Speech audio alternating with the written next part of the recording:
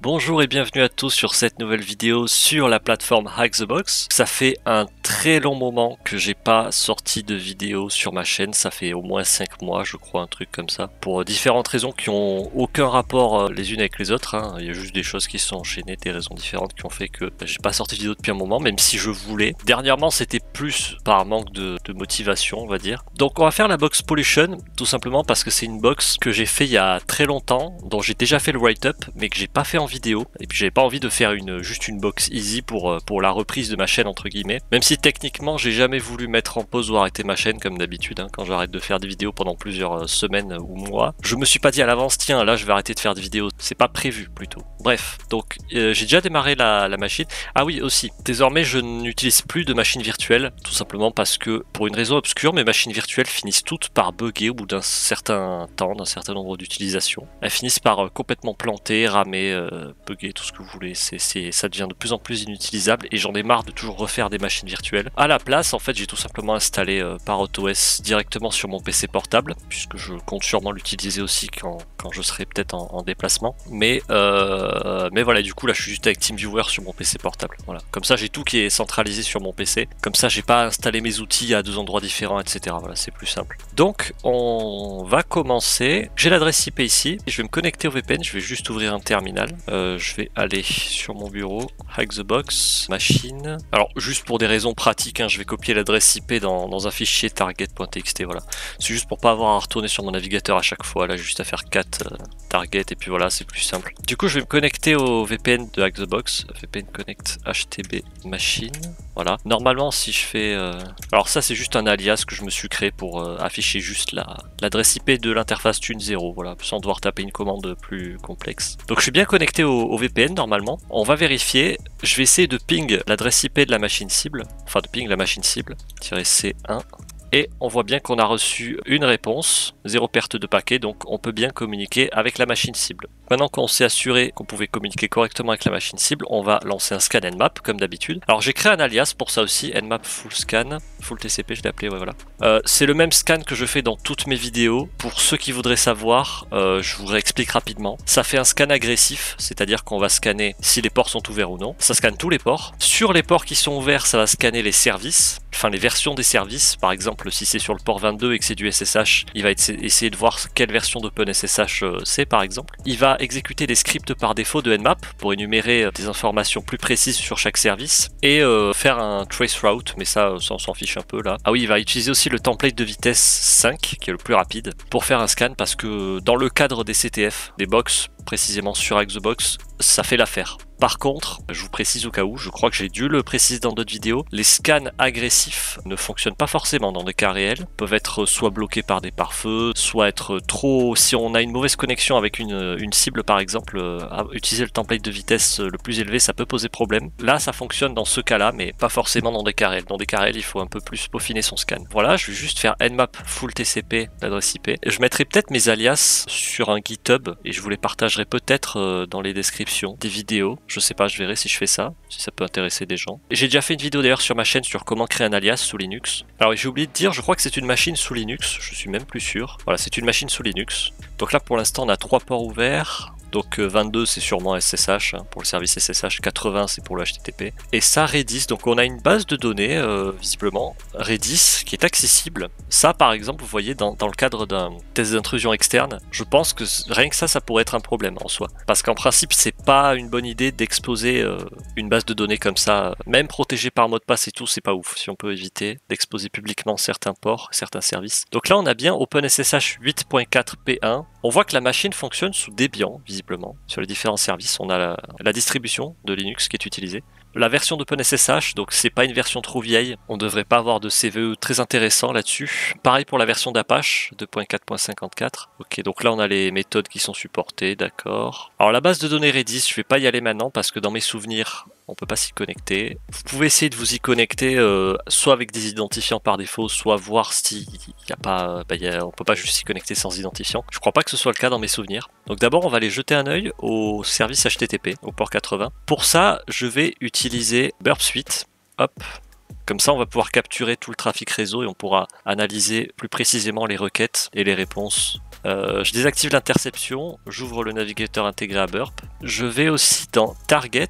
Alors sur Burp, pour ça je l'ai jamais fait dans mes vidéos, alors que normalement il faut le faire, c'est une bonne pratique. Vous pouvez définir le périmètre, le scope de ce que vous voulez capturer comme trafic. Ça évite de capturer par exemple le trafic de vos recherches Google ou autre, enfin bref, vers des domaines qui vous intéressent pas, qui sont pas dans le périmètre. Donc ici dans Scope, alors juste avant, d'abord excusez-moi, je vais voir, non il n'y a pas de redirection, ok, donc je vais juste prendre l'adresse IP ici de la machine cible, et sur Burp, je vais dans Scope, ici dans l'onglet Target et dans le sous-onglet Scope, dans Include in Scope, je fais Add, et ici je rajoute l'adresse IP, enfin je vais mettre http l'adresse IP, ok, ça devrait le faire. Et là, Burp nous propose, enfin il nous dit qu'on a ajouté un élément au target scope, donc au périmètre en gros. Est-ce qu'on veut que Burp arrête d'envoyer les requêtes en dehors du périmètre dans l'historique de Burp? Donc oui, ok. Donc là, hop, je rentre l'adresse IP. Donc là, on arrive sur une application web. Welcome to Collect a Clean World. Visiblement, ça a un rapport avec l'écologie, bon on verra. Là, on va juste visiter le site web de manière basique, comme un utilisateur lambda, et après on essaiera de voir si on peut pas exploiter quelque chose. We work with top brands and startups, donc nous travaillons avec les meilleures marques et startups, ok. Top notch, je sais pas ce que ça veut dire concrètement ça. Robuste, reliable, up to date, ok. Collect is a recycling agriculture and technology company. Donc Collect est une entreprise de recyclage, d'agriculture et de technologie. Alors c'est important de lire ça parce que même si on trouve pas forcément d'informations utiles, ça peut arriver qu'on ait des informations utiles juste en lisant le contenu de la page. Plus on a d'infos, mieux c'est pour nous, pour essayer de savoir comment on pourrait attaquer l'application web ou le serveur. Alors déjà une fonction Contact Us, donc je sais plus si c'est le cas, mais potentiellement on pourrait voir s'il n'y a pas des XSS ou ce genre de choses. Donc ils sont en train de créer une API. À noter qu'ils disent pas nous avons créé, nous sommes en train de créer. Donc il y a un truc, il y a une API en construction. Donc ça peut être cool pour un attaquant parce que quand c'est en construction, ça peut arriver qu'il y ait des fichiers de config ou des trucs qui soient pas encore correctement configurés et qui puissent nous laisser un point d'entrée. Donc we are in the process of creating an API that monitors pollution, donc qui surveille, qui surveille la pollution et la déforestation dans les environnements populaires dans une région donnée. Si vous êtes intéressé pour utiliser cette API, s'il vous plaît, enregistrez-vous sur le site. Donc on pourra, on le voit en haut, s'enregistrer et se connecter. Initial work, bon ça c'est du lorem ipsum, c'est du texte bouche-trou quoi, on s'en fout. Là on a des gens, est-ce qu'il y a des vrais liens vers des réseaux sociaux? Non. Donc là on a un formulaire de contact, voilà, bon, pour l'instant on va pas y toucher. Et ici on a un nom de domaine. Alors ça peut être intéressant pour scanner les sous-domaines ou les hôtes virtuels. Dans le cadre des machines Hack-the-Box, c'est pas vraiment des sous-domaines, c'est plutôt généralement des hôtes virtuels, on appelle ça. C'est pas géré de la même manière en fait. Les sous-domaines c'est géré au niveau du DNS et les hôtes virtuels c'est géré au niveau du serveur web, Apache par exemple, dans notre cas. Côté utilisateur ça revient à peu près, enfin on voit pas vraiment la différence si on rentre pas dans les détails. Donc je vais copier ce nom de domaine là et je vais le renseigner dans mon fichier /etc/host. Pour rappel, le fichier etc/host c'est un genre de répertoire qui dit à notre machine à quelle adresse IP correspond tel ou tel nom de domaine ou nom d'hôte. Et donc là on va lui dire que collect.htb ça correspond à cette adresse IP là. Alors on veut juste l'adresse IP, hein, pas l'URL. Voilà, j'enregistre, je quitte.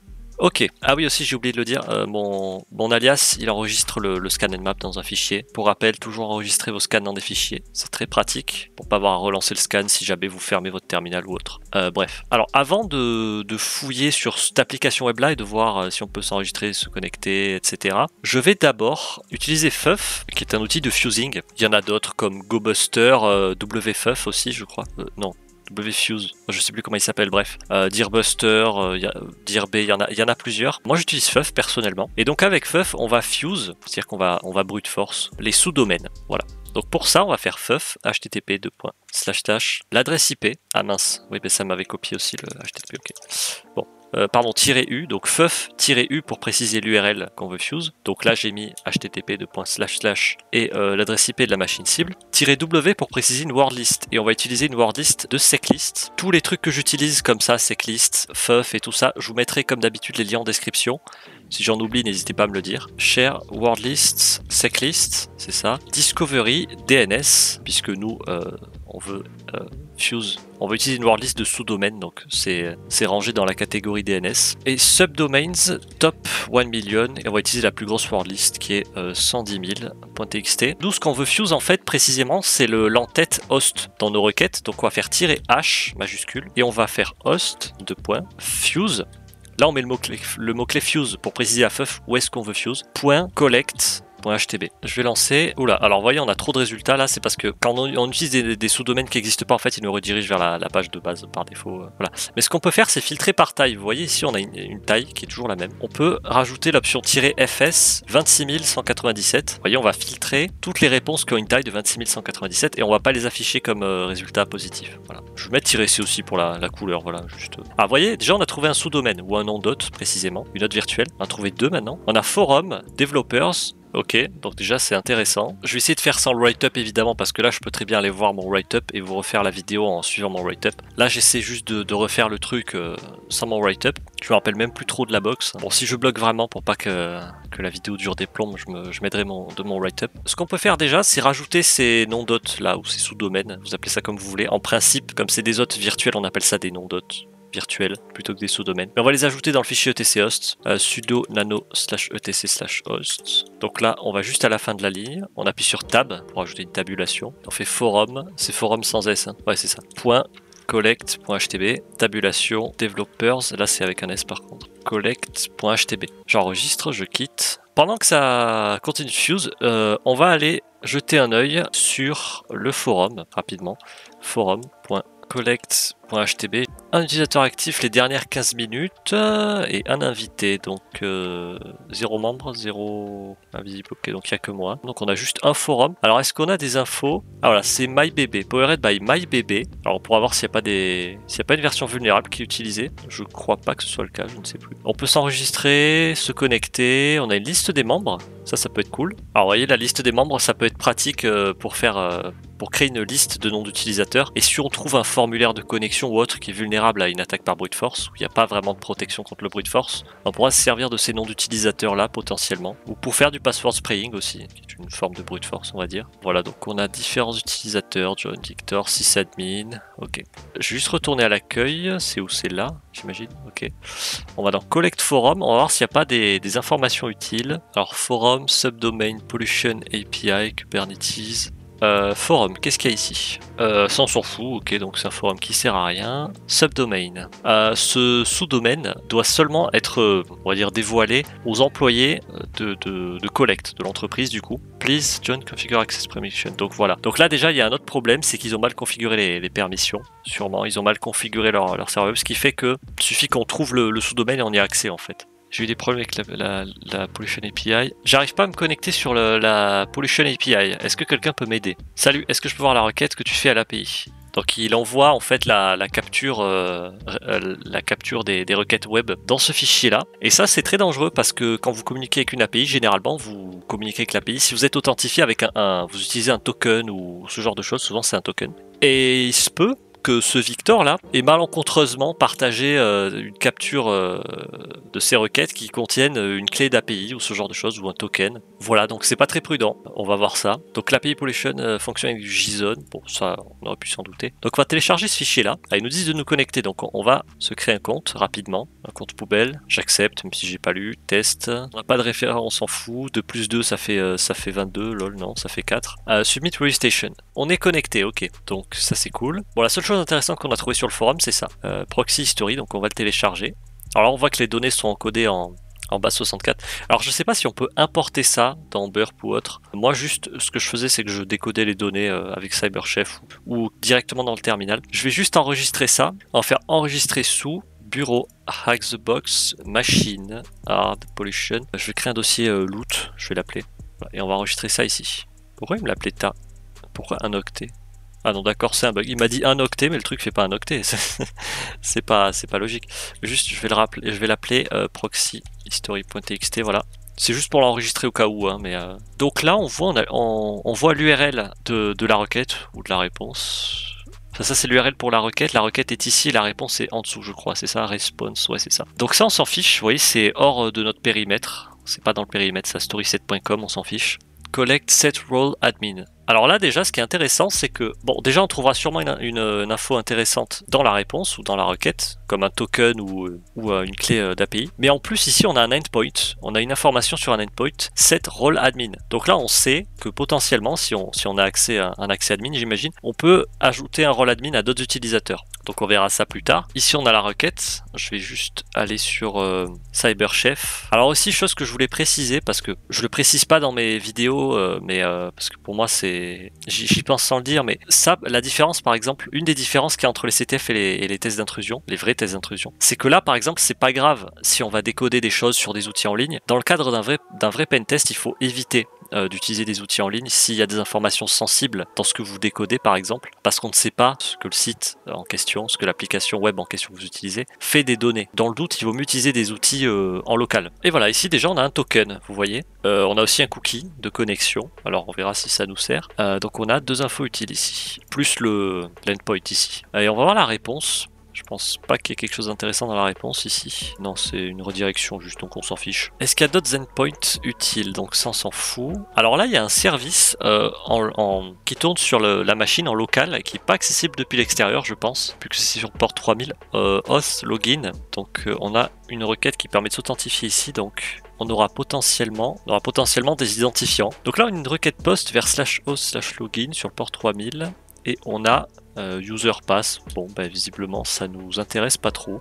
On a des identifiants mais qu'on aurait limite pu trouver avec du brute force quoi je pense. Mais pareil c'est même pas des identifiants valides. Bon on va les garder de côté. Je vais copier ça dans un fichier. J'aurais dû le faire avec la requête précédente aussi. Nano login rec.txt je vais l'appeler. Voilà. Je vais aussi enregistrer la requête avec le token pour l'API. API rec.txt, je vais l'appeler, je la renommerai si besoin. Ici on a une requête vers l'accueil de collect.htb, donc je pense que ça nous intéresse pas. Ok, bon on n'a rien d'autre, rien de plus utile là-dedans. Bon en tout cas on a un token pour l'API, et s'il a utilisé le token pour essayer d'ajouter le droit d'administrateur à un utilisateur, c'est que le token donne un accès admin en fait, donc je pense qu'on a un accès admin. Aussi, on n'a pas encore accès, parce qu'il ne faut pas oublier qu'on a trouvé aussi un nom d'hôte, developers.collect.htb. On va aller voir ce qu'il y a dessus. Donc il y a une authentification web basique, une HTTP basic auth, on appelle ça en anglais. Je vais essayer user pass, même si je pense pas que ce soit, voilà, c'est pas ces identifiants là, donc on s'en fout pour l'instant. Ce qu'on peut essayer de faire à la limite, c'est de voir si on peut pas exploiter une, comment on appelle cette technique, verb tampering, on appelle ça. Je saurais pas trop le traduire en français, mais en fait c'est quand on change le type de requête. Par exemple là admettons par défaut ça fait une requête get. Si le serveur web a mal été configuré, ça peut arriver qu'on puisse, en faisant une requête post ou je sais pas put ou delete ou n'importe, qu'on ait accès à la page en fait, que le serveur nous réponde sans nous demander de nous authentifier. Ça peut arriver, si, je précise, si le serveur a mal été configuré. Mais là je pense pas que ce soit le cas, on peut essayer hein. Ici on va aller sur... Ah du coup il m'a pas capturé les requêtes puisque c'est pas dans le périmètre. Alors je vais juste dans le scope ajouter http://developers.collect. Alors je vais même faire juste collect.htb et je vais cocher include subdomains. Collect.htb, include subdomains, ok. Et donc là, il devrait nous capturer normalement les requêtes qui sont faites. Ouais, parfait. Donc là, on a la requête get, vous voyez, qui est faite à developers.collect.htb. Et dans la réponse, il nous dit que il n'a pas pu nous vérifier que nous avons bien accès au document, blablabla. Donc je vais envoyer ça au repeater, pardon, j'ai mis ce clic. Et on va essayer de changer le type de requête. Par exemple, ici on peut faire clic droit, change request method pour faire une requête post, send, et vous voyez, bon, ça ne fonctionne pas. Donc le serveur a dû bien être configuré à ce niveau-là. Il n'y a pas eu d'erreur de configuration. Put, on peut essayer même en mettant un type de requête qui n'existe même pas, hein. Des fois ça peut fonctionner. Delete. Donc visiblement, le serveur a été correctement configuré à ce niveau-là. Donc on ne pourra pas exploiter de verb tampering. Donc on va aller voir ce qu'on peut faire avec l'API. Je vais retourner sur collect.htb. Ou est-ce qu'on ferait pas ça avec curl? On va faire ça avec burp, ce sera mieux pour la vidéo. Collect.htb, je vais faire login, non register avant, pardon, register, test, on s'en fiche, sign up. Alors là on pourrait carrément voir aussi s'il n'y a pas moyen de faire une injection SQL pour bypass la page de connexion. Je crois pas, hein, mais c'est pour ça que je vais pas essayer en détail, mais voilà, user with invalid character, bon. À mon avis, c'est pas faisable. Sign in. Ok, donc là, on arrive sur collect.htb/home. Ok, features, logout to cleaner world. Ce qu'on peut essayer de faire, bah si on va faire ça avec curl, c'est d'envoyer une requête Attendez, cat API rec.txt. On va envoyer une requête vers l'API pour essayer de se rendre nous-mêmes administrateurs. Par contre, je sais pas du tout s'il faut spécifier le user, un ID ou autre. On va essayer, on va faire curl http collect.collect.htb/set/role/admin. D'ailleurs, est-ce que le fusing est terminé depuis tout ce temps? Oui, ok, on n'a pas trouvé d'autres sous-domaines. Qu'est-ce que je voulais faire? Oui, on va essayer de se rendre admin. Je sais pas si on est obligé de spécifier un cookie ou s'il utilise juste le token. On va déjà, je vais spécifier le type de requête, -x majuscule post, on va faire une requête post. Donc là, j'ajoute une en-tête content type .application JSON pour préciser au serveur qu'on envoie des données au format JSON. Et ensuite, je crois que c'est -d pour envoyer des données, -d pour data, ça doit être ça. Je vais mettre entre accolades, double guillemets. Donc on va mettre token, et on va copier le token ici, qu'on a chopé dans l'historique des requêtes de John, je crois que c'était, virgule. Donc déjà on va juste envoyer ça, on va voir ce qu'il nous dit. Il nous dit rien. -v. On reçoit une redirection. Alors à mon avis on reçoit une redirection parce qu'on n'a pas spécifié de session ID. Donc je suis juste au cas où, je pourrais peut-être prendre n'importe lequel, mais je vais prendre mon session ID. Application, hop, je vais copier mon session ID ici et je vais le spécifier -h, je vais rajouter une en-tête cookie php sesID égale mon ID, ok, je remets -v, il nous redirige vers /home. Est-ce qu'on est admin? Est-ce que ça a changé quelque chose? Visiblement non. Je viens de me rendre compte de mon erreur, je suis complètement con. Alors je vais prendre le temps de vous expliquer mon erreur. Je pourrais aller direct droit au but là et faire ce qu'il faut, mais quand Victor là il disait qu'il n'arrivait pas à s'authentifier et que sysadmin lui a dit ouais il faut que tu changes le content type en JSON, en fait il parlait pas de la requête que nous on essaie d'utiliser là. Il parlait de la requête qui est faite sur le port 3000 en local, qui n'a rien à voir. Nous, on a déjà le bon content type à la base en fait. C'était bien application machin. Donc en fait, je peux juste prendre ça, le mettre dans le repeater ici. Et ici, je mets juste mon session ID, mon PHP session ID. Il est où?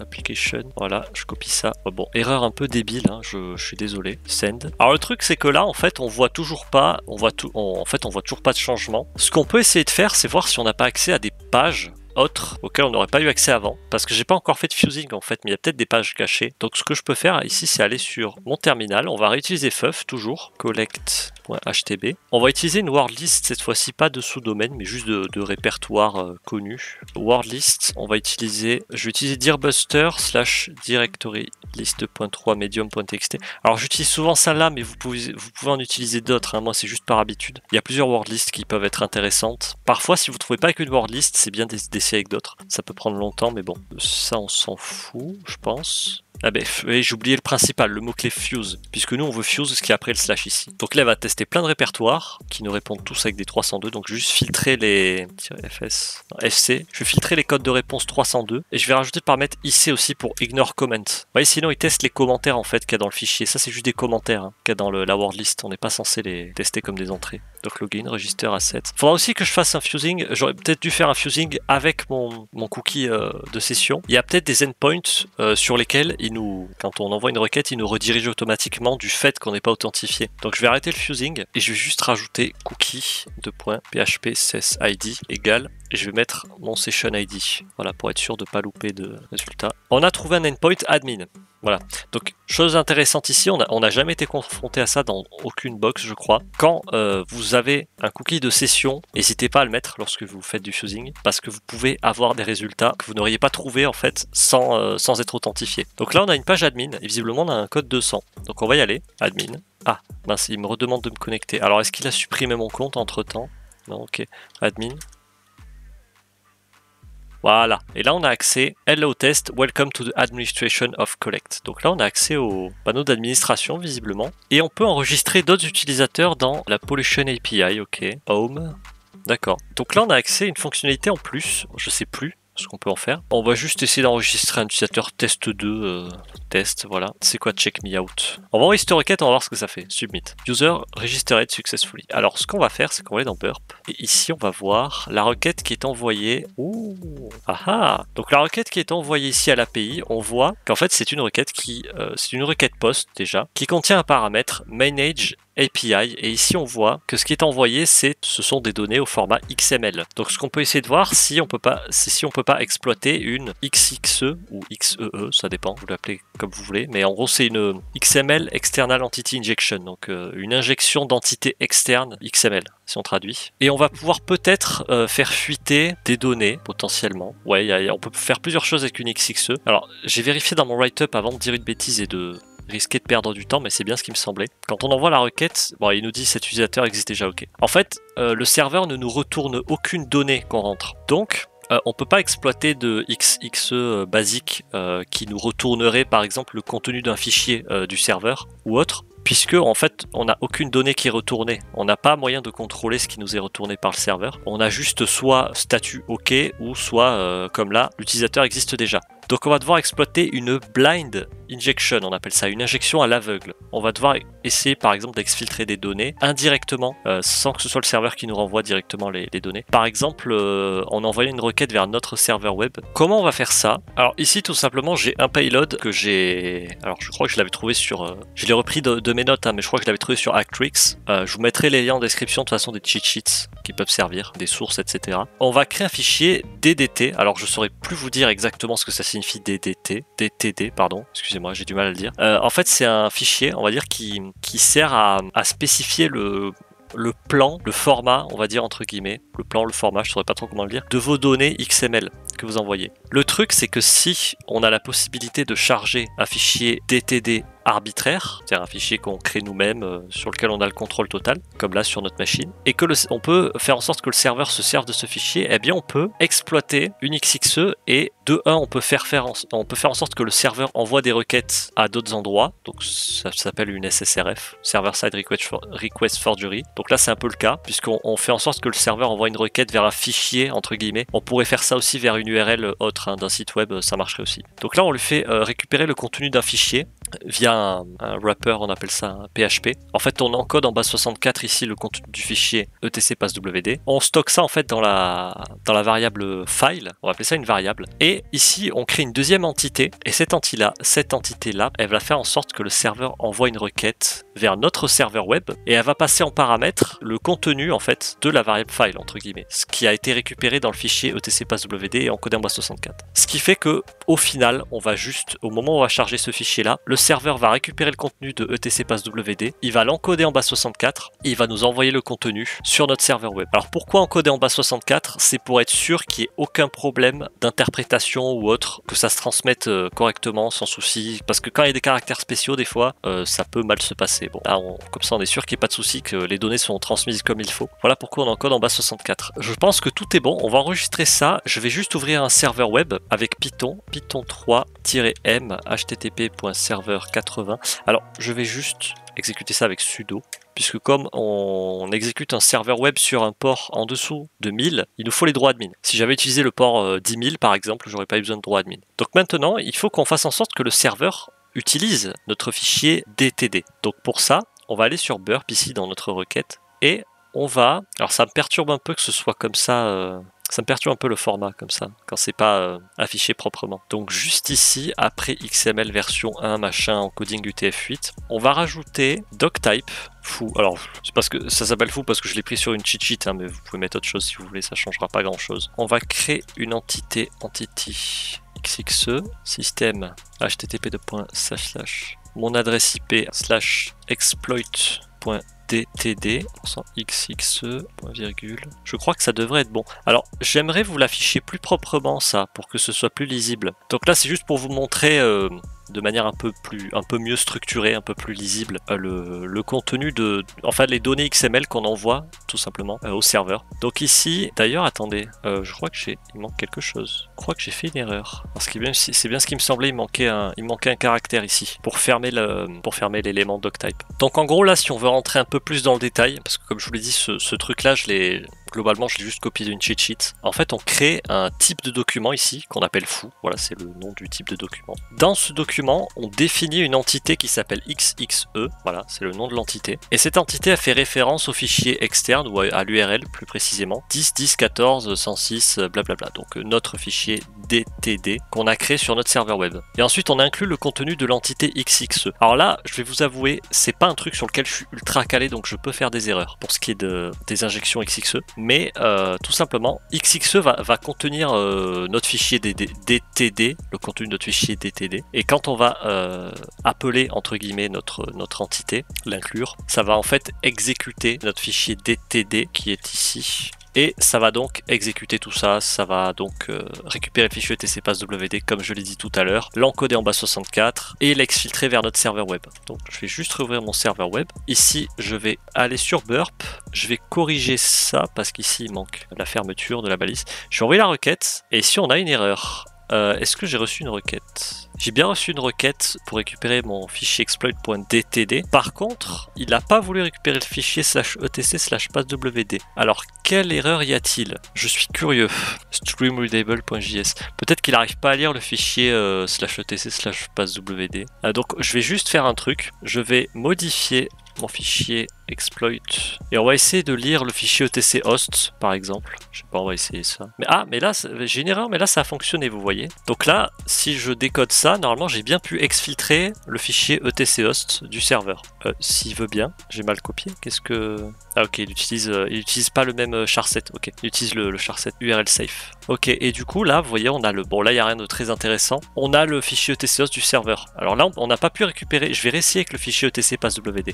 etc passwd, je vais juste réessayer. Je vais juste renvoyer ma requête. Non, il veut pas lire le fichier etc passwd. Bon, donc on aurait pu essayer de deviner les noms d'utilisateurs, aller chercher dans chaque répertoire de chaque utilisateur, voir si on n'avait pas une clé privée SSH accessible en lecture par exemple. Mais je vais pas tourner autour du pot. Rappelez-vous, on a un sous-domaine, un nom dot, une note virtuelle, qui est developers.collect.htb auquel on n'avait pas accès. On n'avait pas accès parce que il nous fallait des identifiants, tout simplement. Et ces identifiants, quand sur Apache en tout cas, quand une authentification basique HTTP est configurée, souvent on a un fichier .htpasswd qui contient le nom d'utilisateur et le mot de passe haché qui permet d'accéder à l'hôte virtuel en question. Donc en gros là, quand j'essaie d'accéder à developers.collect.htb, ici vous voyez il nous demande de nous authentifier. Si je fais admin, il va aller vérifier dans la racine de cette application web là, il va aller chercher le fichier .htpasswd, il va vérifier si le nom d'utilisateur et le mot de passe que j'ai rentré correspondent à ce qu'il y a dans le fichier .htpasswd. Si c'est le cas, il m'autorise la connexion, il me répond, et si c'est pas le cas, il me redemande mes identifiants. Donc ce qu'on peut faire, c'est essayer de lire ce fichier là, le fichier .htpasswd. Donc ici, je vais aller, je vais modifier mon fichier exploit.dtd. On peut aller fouiller dans les configurations d'Apache et tout, ou alors on peut juste guess, on peut deviner le répertoire racine. Alors, en général, moi, le premier truc que je teste, c'est /var, /3w, le nom de l'hôte virtuel qui est developers, /.htpasswd. Ça peut ne pas marcher, peut-être que ça a été configuré d'une autre manière, mais les 3/4 du temps, quand j'ai eu à faire ce genre de choses, c'était configuré comme ça, les serveurs web. var 3w developers htpasswd. Si jamais on trouve pas, on pourra aller essayer de fouiller et de lire les fichiers de configuration de Apache. Donc là, on va faire ça. Je vais juste réouvrir mon serveur web, relancer ma requête, et j'ai bien reçu une réponse. C'est bon signe. On va décoder ça. Je pourrais utiliser Burp. Je vais mieux utiliser CyberChef. On peut utiliser Burp aussi pour décoder du bas 64. Et ici, qu'est-ce qu'on a? Developers Group, on a un nom d'utilisateur. Ici, on a un hash de mot de passe. Alors, le hash de mot de passe en lui-même, on ne peut pas l'utiliser directement. Ce qu'on peut essayer de faire, c'est de le craquer pour retrouver le mot de passe d'origine qui a généré ce hash. Voilà. Donc, on va copier ce hash ici. Vous savez quoi, je vais même tout copier. Je crois qu'on peut aussi mettre le nom d'utilisateur dans les fichiers qu'on craque avec John, si je dis pas de bêtises. Je vais juste aller dans le loot, j'aime bien faire les choses proprement. Nano developers h.txt, je vais l'appeler. J'enregistre ça ici. Et je vais faire John developers h.txt -w égale /usr/share wordlist rockyou.txt. Donc là, on va utiliser la wordlist rockyou.txt. Pour rappel, c'est une wordlist qui contient des mots de passe faibles, assez connus. C'est la wordlist la plus connue pour le craquage de mots de passe, surtout en CTF, elle est quasiment tout le temps utilisée pour le CTF. Et on va tester tous les mots de passe de cette wordlist pour voir s'il n'y en a pas un qui génère le même hash qu'on a dans ce fichier. Et si c'est le cas, bah, c'est du coup qu'on a trouvé le mot de passe. Je commence à John command not found. Pardon. Pourtant j'ai John qui est installé il me semble. C'est bizarre ça. Alors là, il n'y avait pas un délire où je pouvais exécuter John que en tant que root. C'est bizarre, je sais pas pourquoi. Pourtant j'ai rien trafiqué, hein, c'est un parrot tout neuf. Hein. Ah ben là j'ai John. Bon bah écoutez, visiblement je peux pas exécuter John sans être root. Bon, je corrigerai ça plus tard si besoin. Je vais juste retaper la commande. Alors je sais plus si John, par contre je suis plus sûr s'il peut craquer ce type de hache, on va essayer. Ah bah il peut, voilà, il a trouvé le mot de passe. Rocket, avec un 0 à la place du O. Mot de passe très faible, hein. Donc là on a un autre problème ici, c'est une faible politique de mot de passe. Voilà, donc si on devait faire un rapport, là on dirait qu'il y a une faible politique de mot de passe, c'est pas ouf. Il faut la renforcer, il faut forcer des mots de passe plus complexes. Mais en tout cas là on a des identifiants du coup, que je vais noter ici, donc creds.txt, developers group, le mot de passe, voilà, comme ça c'est enregistré quelque part, je risque pas de le perdre. Ici, on va utiliser ces identifiants maintenant, hop, copier, pour accéder à la partie du serveur à laquelle on n'avait pas accès avant. Ici, on met le nom d'utilisateur, le mot de passe c'était Rocket, se connecter. Et ici, on a accès à une autre application web visiblement. Il y a aussi une page de connexion. D'ailleurs, est-ce que c'est pas les identifiants qu'on a trouvé tout à l'heure, user pass, tout bêtement? Non, ok. Peut-être admin. Ou peut-être... J'ai même pas essayé. Est-ce qu'on a les mêmes developers group? On peut essayer d'utiliser les mêmes identifiants que pour l'authentification HTTP basique. Non plus. Admin, j'ai pas essayé je crois. Test, non plus. Bon, visiblement on n'a pas d'identifiant là. Alors ce qu'on peut faire c'est regarder sur Burp la requête qui est envoyée lorsqu'on essaie de s'authentifier. Remember true, username, password. Est-ce qu'on n'a pas des informations sur peut-être un CMS qui serait utilisé ou... Il n'y a pas l'air. Bon. Ce qu'on peut faire, c'est essayer de faire du fusing, par exemple. Alors, vous voyez, le problème là, c'est qu'on n'a pas d'identifiant valide pour cette page de connexion. Je crois pas qu'on ait d'injection SQL. On peut essayer une injection SQL basique ici, mais bon, ça n'a pas l'air de faire quoi que ce soit. Ce qu'on peut essayer de faire, tout simplement, c'est de réexploiter la XXE de tout à l'heure, l'injection XML, en gros, pour faire simple. Je vais juste dire injection XML, ce sera plus simple. On peut réexploiter l'injection XML pour lire un fichier, pour lire en fait le fichier login.php. Déjà pour voir si dans le fichier login.php, il se connecte pas à une base de données pour chercher les identifiants. Est-ce qu'il n'y a pas des identifiants de base de données? Est-ce qu'il n'y a pas des identifiants clairs peut-être dans le fichier PHP? On verra ça, mais on peut essayer de lire ce fichier-là. Donc ce qu'on va faire ici, c'est modifier notre fichier exploit. Ah oui, ben non, du coup il est pas là, je suis bête. Nano. Je vais tourner dans Payload parce qu'il faudra de toute façon que j'ouvre mon serveur web dans ce répertoire. Exploit.dtd. Et ici, on va modifier ça et on va lire le fichier login.php. On le voit ici hein, quand on est sur notre navigateur, login.php. Donc j'enregistre, je quitte. On va réouvrir notre serveur web.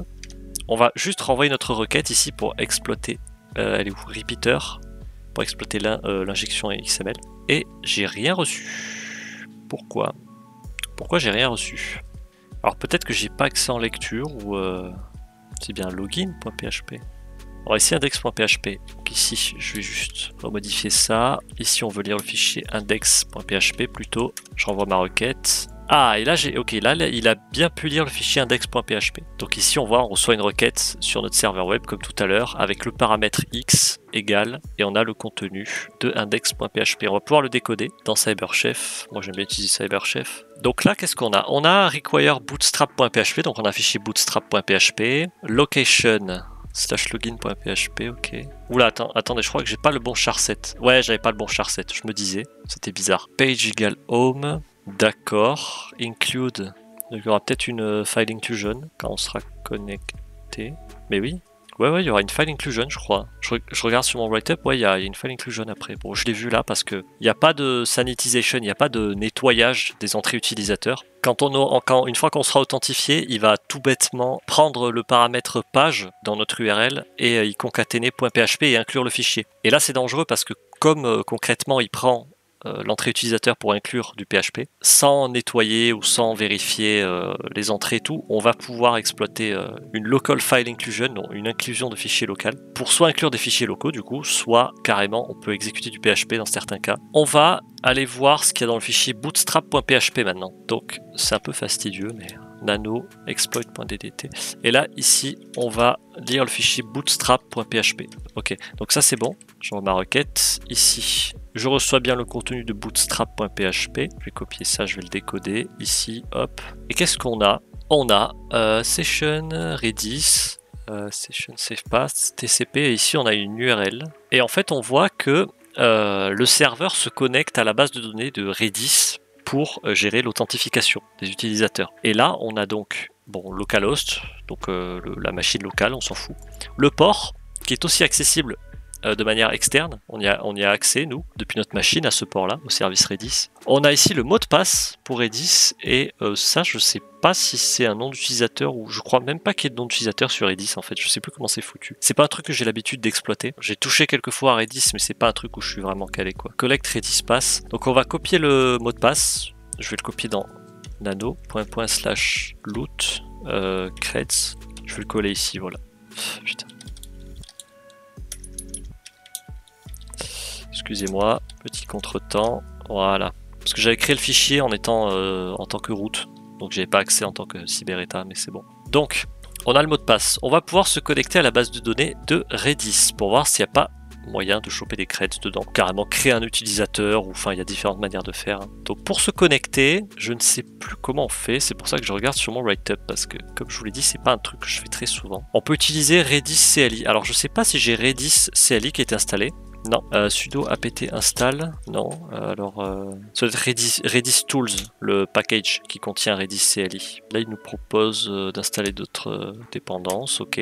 Redis CLI, est-ce que maintenant je l'ai? Je l'ai, ok. Alors pour me connecter à la base de données Redis de la machine cible, je vais faire redis-h, ça n'a rien à voir avec le menu d'aide cette fois-ci, la plupart des commandes quand on fait -h c'est pour avoir le menu d'aide. Là c'est pour préciser l'hôte, donc h pour host, et on va mettre, donc je vais mettre collect.htb, et ici je vais faire auth et le mot de passe qu'on a trouvé tout à l'heure, et ici il nous dit ok, donc on est bien authentifié normalement. Si je fais info, on peut avoir des infos sur la base de données. Ici on voit db0, base de données, la base de données db0 qui contient 2 clés. Alors pour lister les clés, alors dans la description j'essaierai de vous mettre encore une fois une cheat sheet pour comment communiquer avec Redis, comment énumérer Redis, etc. En général j'essaie de vous mettre des sources à chaque fois. Comment on fait? Je crois on fait keys étoile, ok. Et ici on voit deux choses, PHP Redis Session, PHP, on a 2 sessions ici. Ce qu'on peut essayer de faire, c'est d'utiliser par exemple, ça là je crois que c'est la mienne, je suis pas sûr, je vais voir. C'est quoi mon Session ID? IU machin, non, ok c'est celui-là. Donc je vais prendre ce Session ID là qui est pas le mien, je vais le coller à la place du mien dans mes cookies et je vais actualiser la page. Ah ouais mais du coup il me redirige sur /login. Alors ça n'a pas fonctionné. Alors ce qu'on peut faire c'est tout simplement laisser le contenu de la clé. Alors pour ça je crois qu'on fait get, ouais on fait get et le nom de la clé, donc celle-là par exemple. Username test, role admin, ok, et celle-là. Il n'y a rien, d'accord. Ce qu'on peut regarder, c'est comment le serveur vérifie si on est authentifié ou non. Je vais aller sur CyberChef, hop, et là vous voyez ici, le serveur va vérifier si dans notre session, la variable host est égale à true. Si elle n'est pas égale à true, il nous redirige vers /login. Si elle est égale à true, eh ben, il exécute la suite du script PHP et en gros on est authentifié, on a accès à l'application web. Donc ce qu'on peut faire, c'est modifier le contenu de cette clé et on va y... alors juste copier ça ici, je vais temporairement créer un fichier Nano, voilà, et je vais rajouter une variable host, ça c'est le nom de la variable pipe, donc ça c'est le type, on va mettre S, non, B pour bool, je crois que c'est ça, hein. Alors, on peut mettre une chaîne de caractères, donc S, la taille de la valeur de la variable host, donc 4, 2 points, et ici on va mettre entre guillemets true. Alors n'oubliez pas des anti-slash ici, avant les guillemets, sauf la première et la dernière, et donc là normalement ça devrait le faire, donc je peux copier ça, et sur Redis, on va modifier la clé avec cette valeur là, ok, là je vais juste recopier ce session ID ici, et je vais le remettre, j'aurais pas dû, il n'y avait pas besoin de changer mon session ID en fait, ok. Donc là si je revais sur index.php, qu'est-ce que j'ai foutu? J'ai oublié le point virgule, je crois que c'est ça, j'ai oublié le point virgule à la fin, excusez-moi, il faut la point virgule ici. Normalement, maintenant, ça devrait fonctionner. Voilà, et vous voyez, on est à un caractère près, ça fonctionne pas. Hein. On a pu lire les identifiants pour la base de données Redis. On a pu se connecter à Redis, modifier nos variables de session via la base de données de Redis. Et en modifiant les variables de session, on a pu se mettre la variable host à true. C'est-à-dire que sans même avoir d'identifiant correct ou quoi, on a pu juste s'authentifier quoi. Donc maintenant qu'on est authentifié, on a accès à quoi? On a accès à une application web, on a accès au projet. On voit que c'est du Node.js d'ailleurs. Voilà, gardez ça en tête, ça sera utile pour plus tard il me semble. C'est un rapport avec le nom de la box. On a un calendrier, bon d'accord. Pour rappel, tout à l'heure je vous ai dit qu'on avait le paramètre page égale home et qu'il n'y avait pas l'air d'avoir de vérification, de nettoyage des entrées utilisateurs et donc on pourrait peut-être exploiter une local file inclusion. On pourrait se contenter d'une local file inclusion, mais en soi on peut déjà lire des fichiers via l'injection XML de tout à l'heure. Par contre, ce qui est intéressant avec les local file inclusion, c'est que parfois on peut s'en servir pour exécuter du code, tout simplement. Alors il existe plusieurs méthodes pour passer d'une LFI à une RCE, une exécution de code à distance, Remote Code Execution. Il y a plusieurs manières de faire. Alors là j'ai une cheat sheet sur le côté, je vais vous la mettre là. Normalement vous devriez voir, ok. Il y a plusieurs méthodes. On va en essayer plusieurs. Je pourrais juste utiliser celle qu'il y a sur mon write-up, mais LFI to RCE. Voilà. Alors, on peut essayer de charger un fichier distant, un fichier PHP. Vous voyez, juste en renseignant ici page égale, on peut juste mettre littéralement l'URL vers un fichier PHP malveillant. On peut essayer de faire ça. Je vais essayer. Je vais créer un fichier, on va l'appeler exploit.php. Et ici, on va rajouter une balise PHP, ici une balise fermante, et on va juste exécuter la commande système ls. Non, id. Allez, id. C'est juste un petit script PHP qui exécute la commande id. On va ouvrir notre serveur web, encore une fois.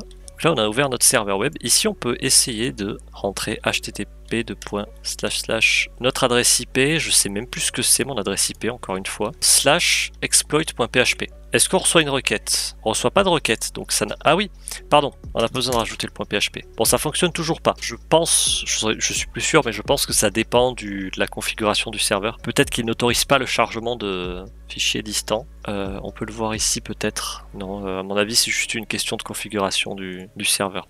Alors, il y a d'autres méthodes ici. On va essayer avec les filtres. On va essayer cette méthode-là. Alors, bon, il ajoute .txt, on n'en a pas vraiment besoin. Je vais juste copier ça dans CyberChef sur un nouvel onglet pour voir ce que signifie ça, cette chaîne de caractères là, qu'est-ce qu'elle fait. En bas 64. Il prend le paramètre CMD et il exécute et après il dit shell2. D'accord, ok, bon. On va essayer ça. Mince, j'ai pas pris tout le payload. On va essayer ça. Par contre, PHP, je vais le mettre en minuscule. Je sais pas si ça change un truc. Et le .txt à la fin ne sert strictement à rien. ncmd égale id. Non, ça n'a pas l'air de fonctionner. Est-ce que c'est le plus qui pose problème?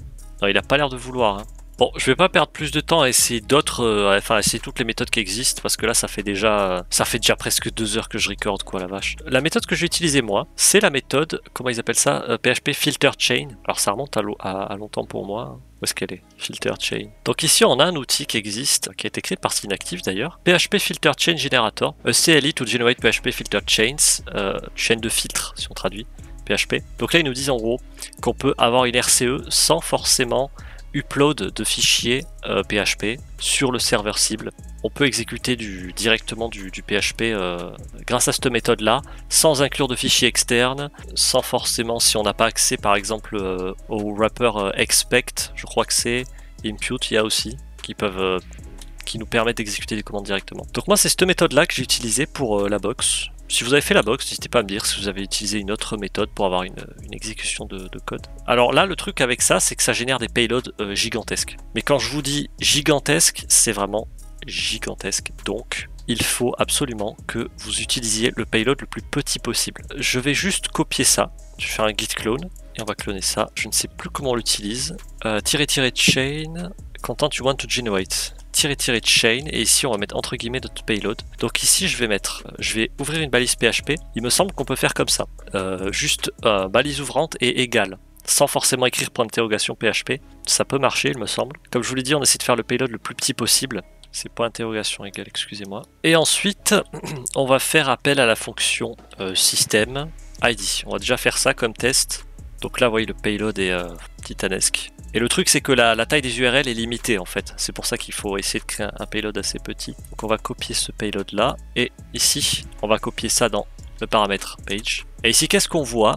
UID égale 33, 3wdata, etc. Donc on voit qu'on a bien pu exécuter la commande système, enfin la fonction système, pardon, c'est une fonction, pour exécuter la commande ID, pour récupérer donc les ID de l'utilisateur actuel, qui est donc 3wdata. On peut exécuter du code, on peut avoir une RCE. Maintenant, nous, ce qu'on veut, c'est avoir carrément un reverse shell, ce serait parfait. Alors, ce qu'on peut faire, c'est récupérer, on va essayer de voir si le payload, si ça passe, récupérer la variable tirée du bas get 0. On va mettre 0, on va 1 du coup.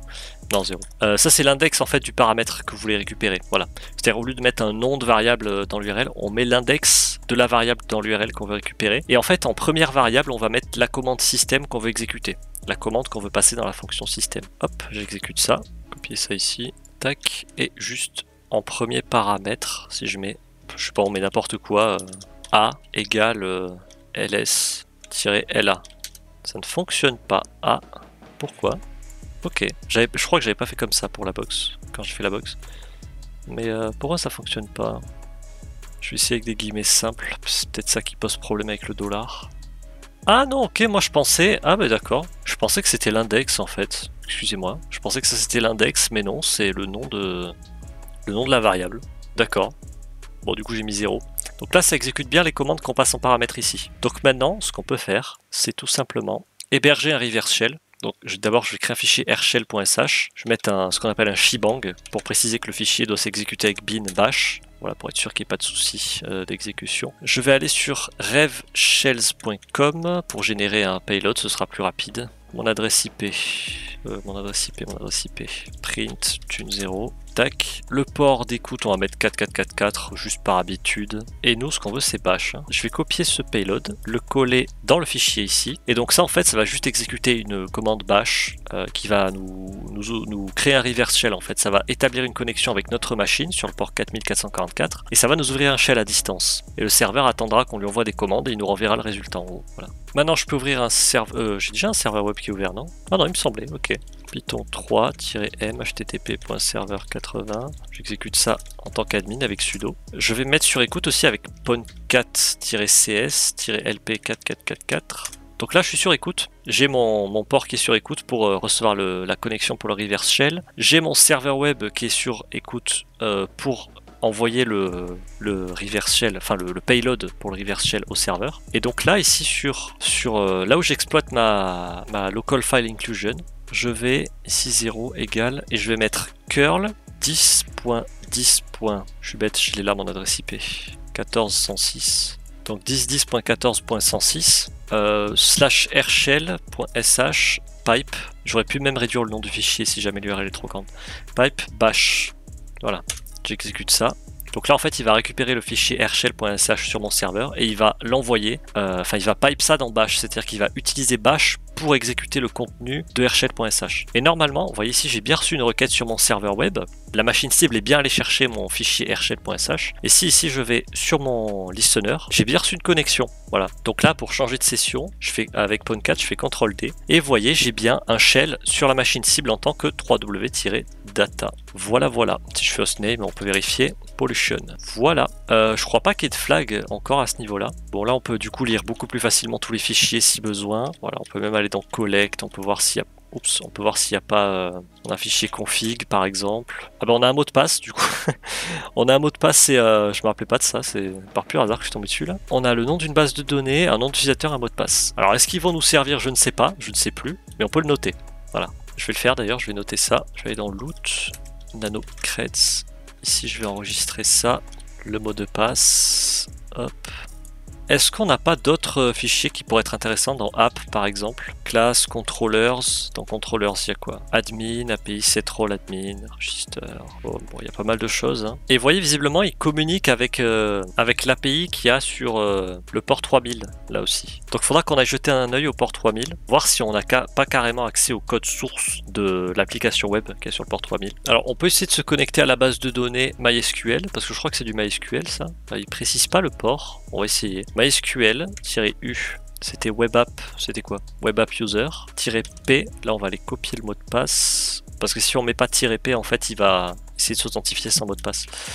Là on rentre le mot de passe et on est connecté à MariaDB. Si je fais show databases, on a plusieurs bases de données, donc developers, forum, MySQL, Pollution API. Donc on peut aller voir par exemple dans developers, si je fais use developers, show tables pour lister les tables. On voit qu'on a juste la table user, donc select étoile from users. Et ici on a admin et on a ce qui ressemble à un hash, je pense que c'est du MD5 vu la taille. À mon avis c'est du MD5. On peut l'enregistrer, essayer de le craquer si on veut, je crois pas qu'on puisse, dans le doute. Je vais quand même l'enregistrer. Voilà, ça je peux quitter. Ensuite, on a quoi comme base de données? Forum. On peut voir aussi si on peut pas craquer les hashes des utilisateurs, genre en faisant show tables. On doit avoir, voilà, mybb-users. Je vais copier ça. Select étoile from mybb users. Et ici on a Putain, ça ressemble à rien. Test, donc ça c'est mon compte, on s'en fout, Carl Dev. Donc on a des noms d'utilisateurs, on doit avoir les haches de mot de passe aussi. Je crois que c'est ceux-là. Et ça je sais pas ce que c'est, est-ce que c'est un token, est-ce que c'est un salt? Ah, c'est le... Non, ça c'est le salt, ok. Et ça c'est juste une clé, d'accord. Et on a les haches ici. Vous pouvez essayer de les craquer. Bon, je crois que ça mènera nulle part, je vous le dis, mais vous pouvez vous amuser à essayer de le faire. Hein. Peut-être même qu'il y a une autre manière de résoudre la box en passant par ces haches, mais moi je crois que j'en ai pas eu besoin. Use Pollution API. On n'est pas encore allé voir ce qu'il y avait. Show Tables, Message et Users. Select étoile from Users d'abord, donc il n'y a que moi. Et from Messages. Il n'y a rien. Et web app, je pense qu'il n'y a rien d'intéressant. Hein. Web app, show tables, select étoile from users. Oui, on a un hash de mot de passe encore. Rien de très intéressant. Ce qu'on peut essayer de faire, c'est d'essayer de communiquer avec l'API qui est sur le port 3000 en local. Pour rappel, comme vous n'auriez pas suivi, on a sur le port 3000 seulement accessible localement, pas depuis l'extérieur, on a l'API. Et en fait, quand on communiquait avec l'API, par le biais de... Enfin, on s'est créé un compte tout à l'heure et qu'on a exploité une injection XML, on communiquait avec l'API mais indirectement. En fait, on passait par un service qui renvoyait ensuite des requêtes vers l'API. Donc on était assez limité. Là, on a direct accès à l'API, directement. Donc on peut faire curl, localhost, 2.3000 par exemple. Juste faire une requête curl comme ça. Et ici, ils nous disent quoi? Lisez la documentation de l'API sur /documentation. Donc, ils nous donnent un lien vers la doc. C'est ce qu'on va faire. Et là, ils nous donnent... Alors, est-ce qu'il y a JQ ici? Sur cette... Il n'y a pas. Tant pis. C'était pour afficher de manière plus propre le JSON, mais c'est pas grave. Donc, on a la documentation. Ici, on voit qu'on nous donne une liste de routes. Alors, on peut faire une requête get. Une requête post sur host register, créer un utilisateur, chose qu'on a déjà fait tout à l'heure, je pense, indirectement. Host login pour se connecter, pareil, on est passé par là indirectement. Slash client, par contre, ça c'est quoi? Méthode get, il n'y a pas de paramètres. Slash client, après on a slash admin slash messages. Donc lui il prend un paramètre, c'est une requête post et il prend un paramètre message ID, d'accord. Slash admin message send, là on peut envoyer un message aux admins, peut-être, je sais pas trop, je sais plus. Une requête post, texte, et il prend en paramètre, ah non c'est ID le paramètre, excusez-moi. Ça c'est la description qui est après. Message send, et ça prend le paramètre texte, requête post là aussi. Donc je pense qu'on peut envoyer un message aux admins et qu'on peut récupérer un message. Je pense que c'est ça. Donc on n'a pas plus d'infos. On a en tout cas les routes, c'est déjà pas mal. Du coup, on peut essayer d'exploiter l'API. Alors, une chose. Alors pour l'instant, tout ce qu'on sait, c'est qu'on a une API qui reçoit, enfin il y a différentes routes qu'on a ici. Cette API permet soit d'envoyer un message, enfin de créer un message on va dire, soit de les récupérer, si j'ai bien compris. L'API doit certainement recevoir des données au format JSON, puisqu'elle nous répond au format JSON, donc il n'y a pas de raison qu'elle reçoive des requêtes avec un autre format de données, ce serait pas très logique. C'est tout ce qu'on sait pour l'instant. Alors, si on se fie au nom de la box, pour nous aider un peu, la box s'appelle Pollution. Et on sait aussi que l'API fonctionne avec Node.js. Ça on peut le vérifier avec ProcessPy aussi. Mais on a vu tout à l'heure que sur l'application web que l'API était codée en Node.js, c'était écrit aussi. Et il se trouve que justement sur les applications en Node.js, il existe une méthode pour avoir une exécution de code qui s'appelle la Prototype Pollution. Voilà, donc là le nom de la box aide. Voilà, clairement. On a une cheat sheet qui existe pour ça, Actrix Prototype Pollution. Actrix, c'est vraiment une super source, hein. J'utilise très souvent ça. Alors là, on a une source, je sais plus si c'est celle-là que j'ai utilisée ou une autre. Mais ici, on a Node.js Prototype Pollution. Donc là, si on fait une petite recherche, j'ai tapé What is Prototype Pollution. On arrive sur le site de Portswigger dans les premiers résultats. Et une définition très simple ici. La Prototype Pollution, donc la pollution de prototype en JavaScript, est une vulnérabilité qui permet à un attaquant d'ajouter des propriétés arbitraires à des objets globaux, à des prototypes d'objets globaux, qui peuvent être inhérités par des objets définis par l'utilisateur. Si je traduis bien, c'est ça. Donc là, ils disent qu'en tant que tel, la vulnérabilité n'est pas forcément exploitable la plupart du temps. Alors la Prototype Pollution to RCE, c'est ça qu'on veut. Donc en gros, moi c'est cette méthode-là que j'ai utilisée. Vous pouvez en essayer d'autres si ça vous chante, hein, si vous faites la box. Peut-être que d'autres méthodes fonctionnent. Moi j'ai utilisé celle-là. Donc là c'est pas tout le payload. Là c'est le code vulnérable avec le payload en fait. Ce que j'avais noté dans mon write-up, je saurais plus vous trouver la source. Je saurais plus vous trouver la source. J'ai pas noté la source, je crois, ou alors c'est tout en bas dans le write-up. Mais j'ai noté que lorsque les fonctions comme exec, execfile, fork, spawn, execfilesync, execsync ou spawnsync sont appelées dans les applications Node.js, la variable d'environnement shell sera utilisée comme exécutable de base pour exécuter les commandes. Donc en gros, si l'application cible essaie d'exécuter des commandes système via execsync ou les méthodes que je vous ai citées, et qu'en plus l'application est vulnérable à une prototype pollution, eh bien on va pouvoir écraser la variable d'environnement shell pour préciser à Node.js d'exécuter les commandes système via un exécutable arbitraire. Et cet exécutable arbitraire, excusez-moi, ça peut tout simplement être un script bash qui va exécuter un reverse shell ou nous passer admin, créer un utilisateur admin ou autre, donc un exécutable malveillant. Et grâce à ça, on va pouvoir élever nos privilèges. Donc ça, c'est en tout cas la méthode que j'ai utilisée personnellement pour cette box. Donc tout d'abord, nous, ce qu'on veut faire, c'est créer, je vous mettrai ça en description d'ailleurs, on va déjà créer le fichier qu'on veut exécuter, notre fichier arbitraire, notre exécutable. Donc là, c'est un script carrément. On va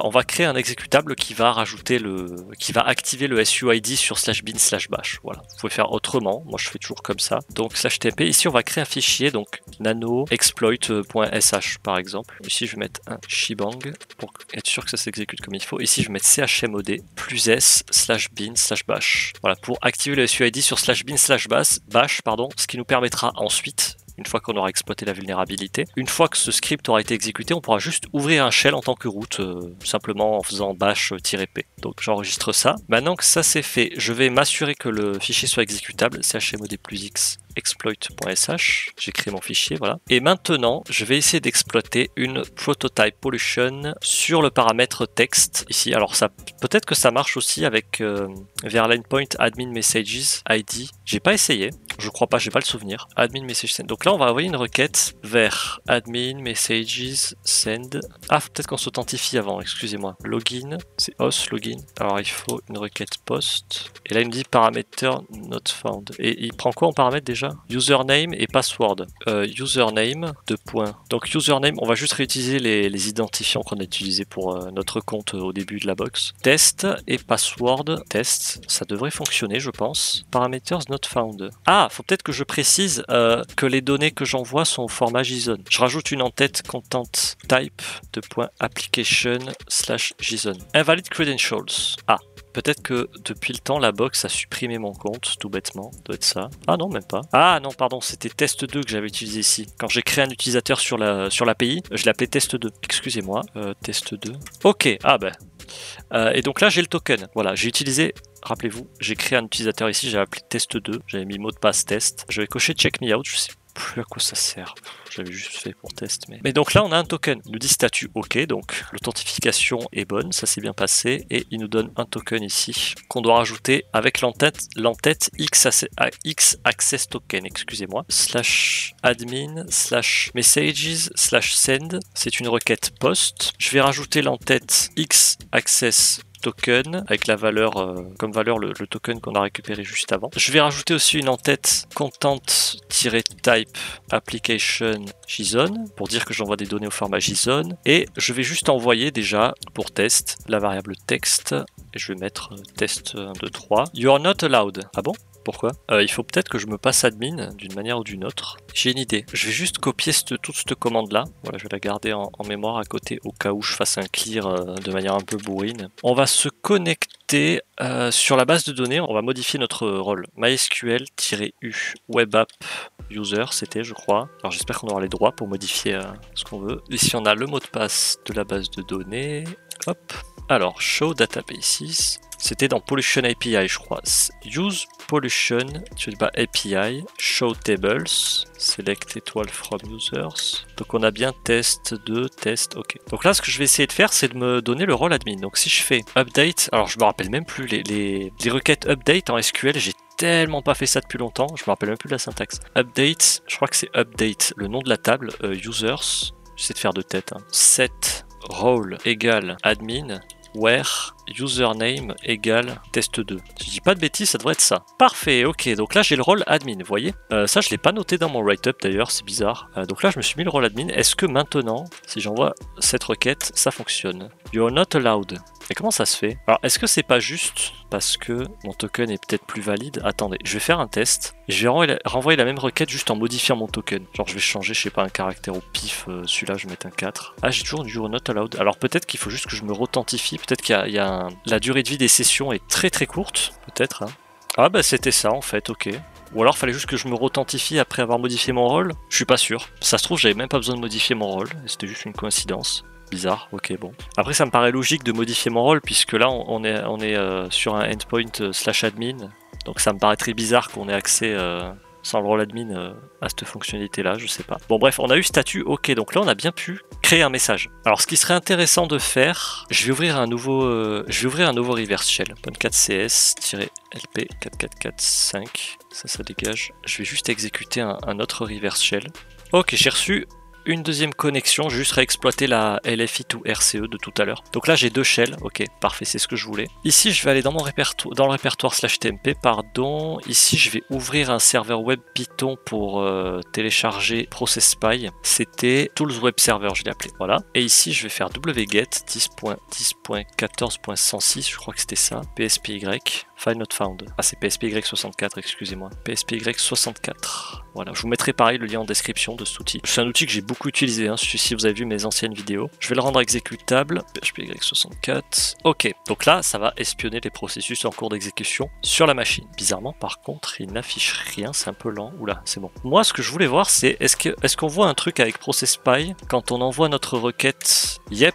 Vous voyez, au moment où on a créé un message ici, via l'endpoint admin messages send, lorsqu'on a envoyé ce message là, on a vu avec ProcessSpy qu'au même moment, il y a bash qui a été exécuté et on voit carrément la commande qui a été exécutée. Donc il y a un fichier log.sh qui a été exécuté et log message, ça doit être la fonction qui permet plusieurs actions. Ça doit être l'action, pardon, du script log.sh. Bref. Mais ce qu'on voit, c'est qu'il y a une commande système qui est exécutée et donc que potentiellement, enfin même très probablement, l'application web là qui fonctionne avec Node.js exécute des commandes système via le module child process. Et donc on pourrait, comme je l'ai expliqué tout à l'heure, écraser la variable environnement shell pour exécuter un fichier arbitraire. Donc ce qu'on va faire ici, c'est qu'on va essayer d'exploiter la prototype pollution et pour ça, au lieu de mettre juste une chaîne de caractères, entre guillemets, comme l'attend normalement l'API, on va tout simplement ici mettre constructor dans l'attribut constructor.